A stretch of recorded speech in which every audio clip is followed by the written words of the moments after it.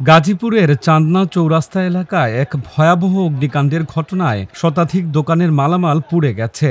আজ ৪ সেপ্টেম্বর বৃহস্পতিবার ভোরে হওয়া এই অগ্নিকাণ্ডে কয়েক কোটি টাকার মশলা ও মালামাল পুড়ে ছাই হয়ে গেছে দাবি ক্ষতিগ্রস্ত ব্যবসায়ী ও প্রত্যক্ষদর্শীদের। স্থানীয় বাসিন্দা ও ব্যবসায়ীরা জানান, চান্দনা কাঁচা বাজার এলাকায় মশলাপট্টি হিসেবে পরিচিত দোকানে হঠাৎ করেই আগুনের কুণ্ডলী দেখা যায়। কিছু বুঝে ওঠার আগেই আগুন দ্রুত ছড়িয়ে পড়ে।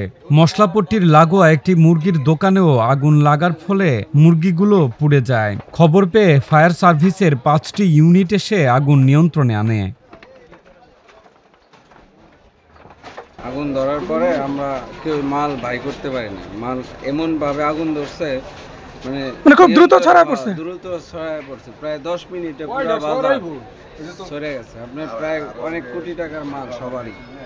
আমাগো প্রায় এই জায়গায় প্রায় 50-60টা দোকান পুরা ছাই। একদম ছাই। আমার এই মুরগির দোকান, আমার 2 দোকান পড়ছে, এটা ওইটা ফুটছে পুরা। আমারও প্রায় 8-10 লাখ টাকার মতো মুরগি ছিল। দেখা যাওয়ার পরেই মনে করেন যে তখন আমরা পর্দা টান দিয়ে ছিঁড়ে হাল দিলাম। ছিঁড়ে হালে দিতেই একেবারে আগুন তাপ্পা মেরে গায়ের কাপড় খুলে ফেল দেয়। মনে করেন গায়ের জেলে কাপড় আছে, খুলে ফেলা দিয়ে একবার জীবন বাঁচানো লাগবে।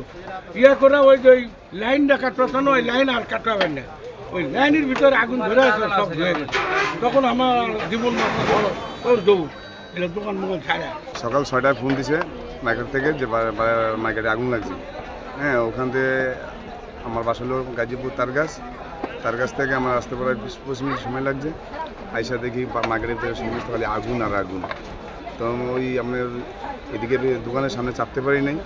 দেখতে ফায়ার সার্ভিস কাজ করতেছে।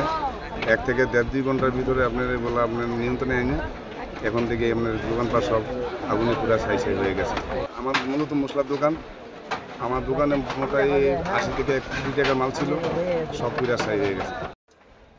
আগুন নিয়ন্ত্রণের পর বিভিন্ন মালামাল ছড়িয়ে ছিটিয়ে পড়ে থাকতে দেখা যায়। চারপাশে আগুনের পোড়া গন্ধ যেন এক ধ্বংসস্তূপ। ব্যবসায়ীদের দাবি এতে কয়েক কোটি টাকার ক্ষয়ক্ষতি হয়েছে।